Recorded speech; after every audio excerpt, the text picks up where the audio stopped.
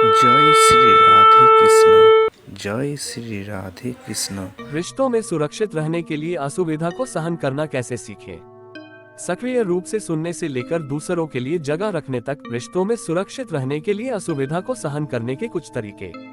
असुविधा को सहन करने का मतलब यह नहीं है कि हमें विषाक्त रिश्ते को सहना होगा। न ही इसका मतलब अपने पार्टनर के अपमानजनक व्यवहार को सहन करना और रिश्ते में बने रहना है।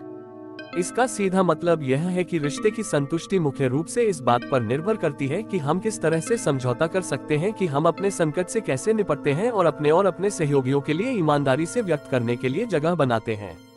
एक सुरक्षित रिश्ते में रहना, इसमें दोनों लोगों को एक साथ अपने स्वयं के संकट को सुनने और दूसरे व्यक्ति के संकट के लिए जगह रखने की आवश्यकता होती है।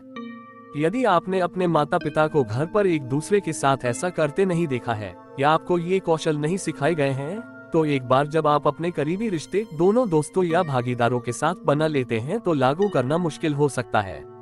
ये भी पढ़ें, सुरक्षित रिश्तों के लिए हमें जिन कौशलों का अभ्यास करना चाहिए। अब हम व्हाट्सएप पर हैं। शोध से पता चलता है कि यह कौशल बेहतर रिश्ते की संतुष्टि के साथ साथ व्यक्तिगत विकास से भी जुड़ा है।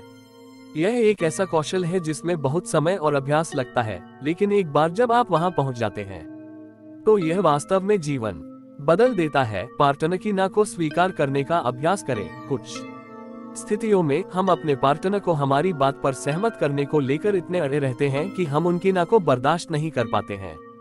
ऐसी स्थितियों में हमें उनकी स्थितियों को समझने का अभ्यास करना सीखना चाहिए और यह भी जानना चाहिए कि वे नहीं क्यों कह रहे हैं।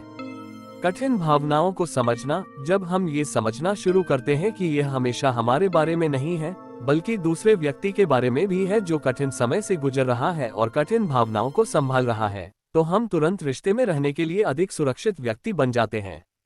दूसरे व्यक्ति की स्वायत्ता का सम्मान करें। ये सोचना गलत है कि दूसरे व्यक्ति को हमारी तरह सोचना ऐप खोलो, बजाय हमें उनके फैसलों का सम्मान करना चाहिए और यह समझने की कोशिश करनी चाहिए कि वे कहां से।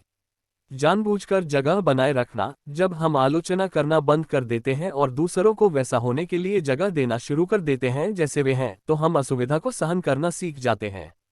सुनना, सक्रिय रूप से सुनना और दूसरे व्यक्ति को समझने की कोशिश करना एक रिश्ते में एक स्वस्थ आदत है।